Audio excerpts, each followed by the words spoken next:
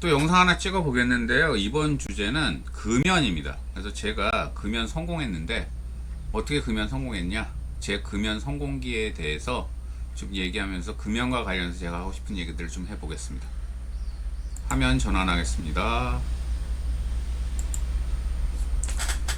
제 금연 성공인데 일단 영상 만드는 이유는 뭐냐면요. 금연에 대해서 관심 가지신 분들이 많은데 의외로 많은 분들이 계속 실패하고 또 유튜브 같은 데 봐도 실제적으로 금연을 어떻게 했다 그 얘기는 별로 없고 그냥 이론적인 얘기 그리고 학문적인 얘기만 너무 많고 그래서 금연 실제 성공한 제가 그 현실과 금연과 관련된 현실을 얘기하고자 영상 만들었다는 거예요. 그 다음에 금연의 계기 2014년도 겨울로 기억나는데 그때 박근혜 정부였는데 박근혜가 탄핵당하기 전이었죠.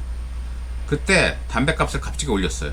그때 한 2,500원 하던 제가 자주 피던 게 그때 대다수 담배들이 2,500원 할 때인데 4,500원이 됐어요. 그래서 돈이 없어서가 아니라 굉장히 승질이 나더라고요. 언제까지 내가 이렇게 정부가 담배값을 올리면 또 거기 계속 따라가야 되냐. 금연을 못하고 계속 중독이 되어 있으면 어떻게 되죠? 정부가 담배값 올리면 또 내야 돼요. 마약 중독자랑 똑같은 거예요. 어찌 보면은. 담배란 게 냉정히 말해서 사회가 허용한 마약이죠. 이것도 일종의 마약이에요. 중독되니까. 그래서 언제까지나 내가 담배 정부한테 삥 뜯기고 살아야 되냐. 왜 마약 그 상들이 이렇게 돈을 번다고 그러더라고요. 어서 읽은 건데 처음에는 굉장히 저렴하게 마약을 공급을 한대요. 그래서 사람들이 거기 중독되면 그 다음에 가격을 올리는 거죠.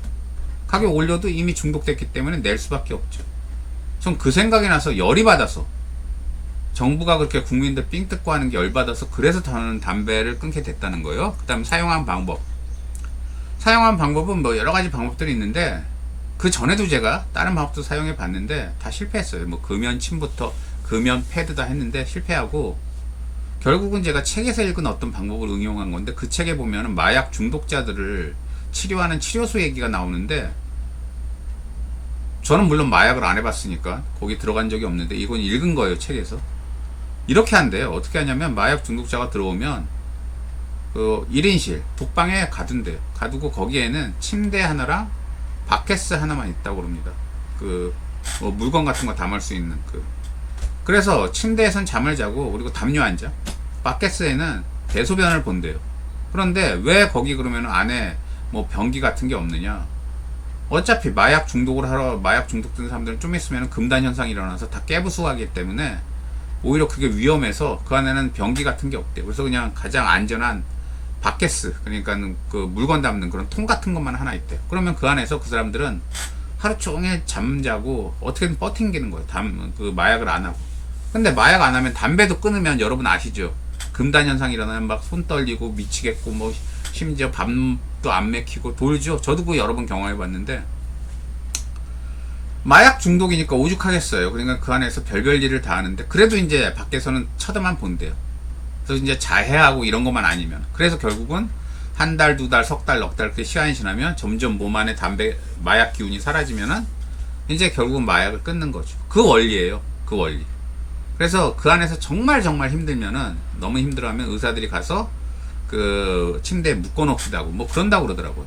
그래서 제가 사용한 방법도 비슷합니다. 그래서 그때 제가 혼자 살았는데 뭐 지금도 혼자 살지만 그 관련되는 일 제가 노무사일 했었는데 그때 관련되는 업체에 다 전화해서 앞으로 향후 한 달간 나 일 못하니까 한 달 뒤에 연락을 주든가 아니면 다른 노무사로 바꿔라 이렇게 다 통지를 했어요. 그리고 업무를 다 끊었어요. 한 달간. 그리고 냉장고에 빵이랑 요구르트랑 뭐 과일 같은 거 가득 넣어두고 그리고 라면이랑 뭐 레트루트 샴푸 뭐 그 금방 끓여 먹을 수 있는 거 있죠. 뭐 3분 카레 이런 거 그런 거 이제 그 밖에다가 많이 사두고 그리고 한 달간 잠만 잤어요. 진짜로 집에서.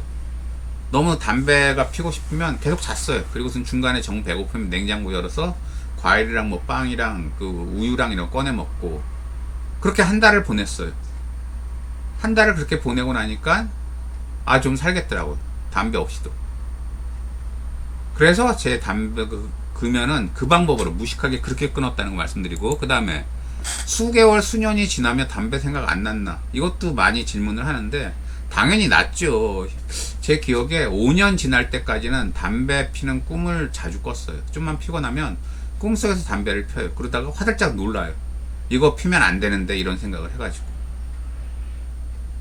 그거를 한 5년째까지는, 금연 시작 후 5년까지는 그렇게 꿈을 꾸다가 5년 지나니까 안 꾸게 되더라고. 그 다음에 이제 금연하니까 뭐가 좋으냐. 첫째, 절약.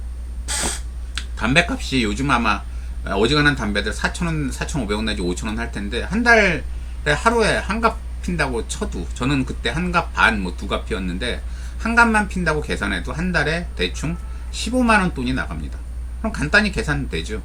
1년이면 180만원이죠. 저기 한 달에 15만원이면. 그러면은 10년이면 1800만원입니다. 이게 절대 적은 금액이 아니에요. 제가 2014년도에 담배 끊었는데, 벌써 지금 지금이 25년도인데, 11년? 12년 지났는데, 벌써 한 2천만원 가까이 돈을 모은 거예요, 벌써. 그러니까 돈만 해도 엄청나고, 그 다음에 건강 증진. 이게 더 중요하죠. 담배 피면 특히 나이 들수록 혈압도 오르는데 담배가 아주 악영향을 주고, 안압 오르는데, 저처럼 눈 나쁜 사람들은 안압 올라도 뭐 녹내장 때문에 걱정하는데 안압에도 영향 주고, 그 담배가 이래저래 몸에 안 좋잖아요. 폐 건강에도 안 좋고. 그래서 담배 끊고 나서 저는 가장 좋은 점 중에 하나가, 담배 필 때는 이상하게 배탈이 자꾸 남는데, 이유 없이도 담배 끊고 나니까 배탈이 안 나요. 그게 참 좋아졌고, 저 같은 경우는 그 전에 혈압도 좀 올랐는데, 담배 끊고 나니까 혈압이 많이 떨어졌어요. 그것도 있습니다. 그다음에 청결. 그래서 담배 피면 아무리 자주 신경을 써도 몸에서 담배 냄새 피할 수가 없죠. 특히 담배랑 커피 즐기는 분들은 입에서 구취, 입냄새 엄청나죠.